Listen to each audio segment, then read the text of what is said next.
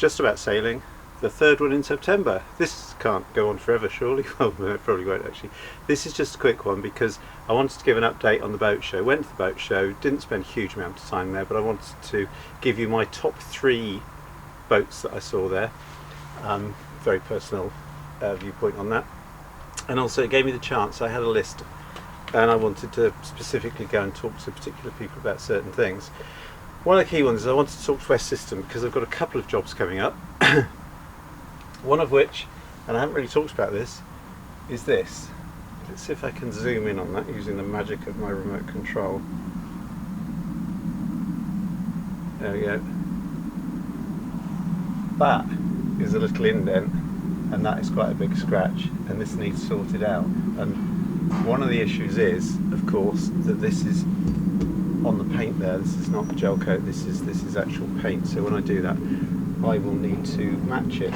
So I spoke to West Systems about the general principles of doing this. Part of the reason for leaving this last, zoom out again. Part of the reason for doing this last was that I wanted to do the easier ones, filling in the through holes, getting used to what it's like to actually put fiberglass and cut the chamfer and so on back. Because what you might have guessed, and I'm sure you're all asking, is yeah, this is the outside. What damage did that happen on the inside? Well, yeah, there is some splitting on the inside, so this is going to be a fairly major bit of repair work, but not daunting at all because, as I said, I spoke to the guy at West Systems, and I know exactly how I'm going to do this now. It's going to be a little bit different, but not too different to the way that I did the through holes. I also spoke to West Systems about the hull joint, the hull to keel joint. Where before when I did it I used Sikaflex and it kind of fell off. I need to get the inspection done, which I've talked about, but once I've got that inspection done, I've had a preliminary inspection, there aren't any problems. I was thinking about using one of the flexible epoxies that West do, or the flexible epoxy that West do, and yeah, that would work quite nicely. We are getting towards the end of the epoxy season, so those two things have to happen relatively soon. The other thing, of course, about doing this is do I do this and then repaint the whole hull, because I cannot find a colour that quite matches. But I went along to the international stand and he gave me a couple of swatches. I'd already seen this in the small book, but you can get these much bigger swatches, and I don't know how well this is going to come out of video because one of them looks too light and one of them looks too dark, and I think the actual colour is somewhere between those. Now obviously there's a lot of oxidation that's gone on this, so I'm going to clean up a bit, probably the stern, and then see if I can do some colour matching. If I can't, it's going to be a complete rejob, isn't it? Complete painting job. So West Systems, that was a very useful one that I went to see. I also went to see Lofrans because I need a windlass. This is not a question of wanting a windlass. I won't be able to sail without a windlass. I'm not going to bore you with details. Go back to the May video if you want to see more details on that. And the one that I'm going to go for is the, if I can find it, the Lofrans X2 vertical windlass. Is that focusing? I think it is. The question I've got, because I think these look great, they're very small, is whether I get the one with the extra drum on the top with the capstan thing on the top or not. If anybody's got one of these and they've used it and found it useful, let me know. If anybody's got one of these and not found it useful, also let me know, because it's not very much more money to actually get this on top of that. I've done some basic measurements, so I'll cut away and show you a clip of sort of inside and then to the top of the boat. There's plenty of room to do that. Right, the question on the inside is,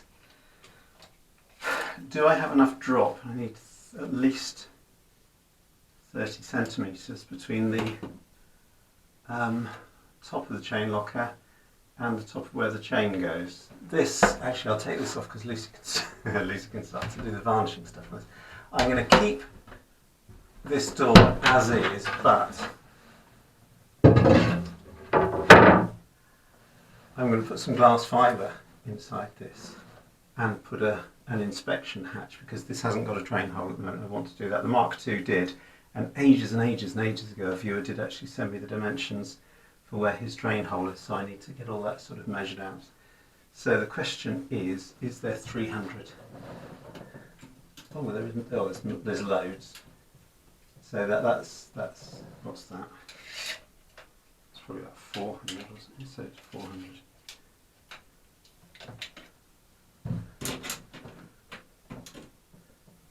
Yeah, so there's loads. I think there's plenty of room that way. I shall measure that. The other question is, what some people do is they actually put a battery up front, which could just about fit in the chain locker, or probably not. I don't know. It's either that or very thick cables back. But okay, good. I thought there was plenty of room because it's a huge, great chain locker. And I did buy calibrated chain when I bought this stuff, so it will fit onto a windlass gypsy. Right, good. There's plenty of room on the bow of the boat. What you can see is I'm fairly obviously going to need to move these two cleats to either side, but there is a nice big area where I can actually fit this on. I think it'll look quite shiny put on there. So this can be an interesting job. I think I'll enjoy doing this. This will be a good solid job. So as I say, that's not a nice to have. That's a kind of that's a necessary, and that should be a relatively straightforward job. So as well as finishing off the holding tank, which involves epoxy, although some of that can be done indoors, this will have to be done fairly soon because this is outdoors, as will the keel joint. So boat show, favourite boat. So what did I go for? What did I choose?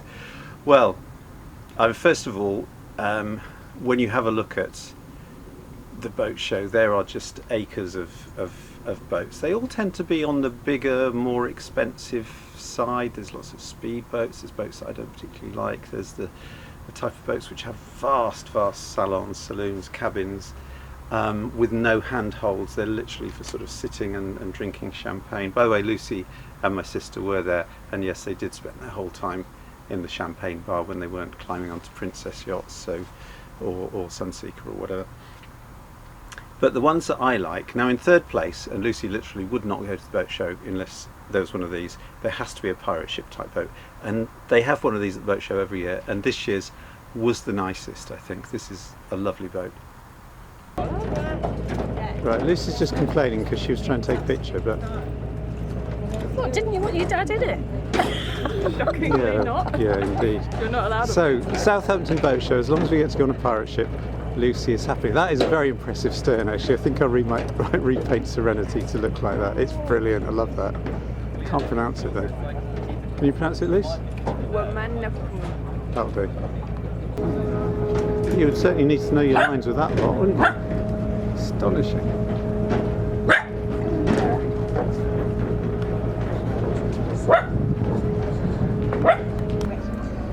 The concerning thing about this cannon is it's actually pointing at the boat.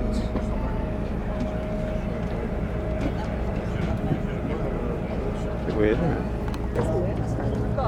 Yeah, and this is the front, and it's a bit windy, and the sun is in the wrong place, so I'm not sure if you can see that. It's got a lovely lion on the front of it. And the next one you will recognise, and I'm so loath to put this in second place because this is probably the boat that's inspired me. Last year it was Harley, the boat that was the first to go single solo around the world. This year it was a different boat that I've been, from the very first episode that they put up, have been watching and at some point supporting these two people. You'll recognise this boat, and all I have to say, I didn't manage to speak to both of them. Dan was talking some technical stuff about batteries to somebody. I did have a chat with Kika, and they are just the two nicest people that you could ever wish to meet, and they are just as nice in real life as they are on their channel. They were just an absolute delight. And sorry for a bit of a spoiler alert, but you do know that they're coming over to Southampton, so they have crossed safely across the Atlantic. And it's just lovely to see this boat, and if you haven't seen the channel, do see the channel. I will put a link to their channel, because you must watch this and watch it from the beginning.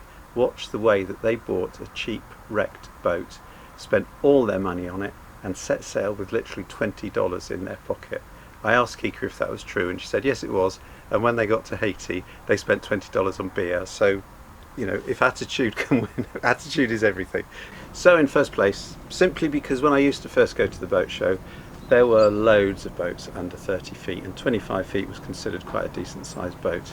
I was thinking about one of these when I bought Serenity, but they weren't kind of quite big enough for me, and I wasn't necessarily sure if that was the sort of cruising I wanted to do. But for the Scottish Islands, and for bobbling about and genteel sort of cruising, I think they're absolutely perfect. They've hardly got a keel at all. I think their draft is about that much. Fish are 25. These are fabulous boats. They keep their value fantastically. The one we're going to have a look at is actually for sale. It's pre-owned but in mint condition. I think it's going for about £70,000, which is a bargain because they're a lot more than that new. And I think if you buy a second-hand one, they're typically anywhere between 25 and sort of £35,000. So yeah, the Fisher 25, lovely little boat. The one we saw was the Ketch version, which I think is the one that I would go for if I did go for that. But don't worry, Serenity, with all the time and effort, I'm not getting rid of this one. This one's perfect for me. So there you have it, the Southampton Boat Show. It was very, very useful. I did some very, very specific things. I'm going to have to start spending some money now. But that's all part of it. And yeah, I don't think I'll get another video out until October, and I'm not sure what I'll be doing next. I do need to start the prep work for doing this, so I might cover that. I might do this in 2 stages, I might do it in 1. Lucy is still finishing the varnishing and doing a great job there, so stuff will just come out as it comes out. And I shall see you in the next video. Thanks for watching. Do comment, good, bad, indifferent, whatever, just to say hello. And yeah, see you in the next one.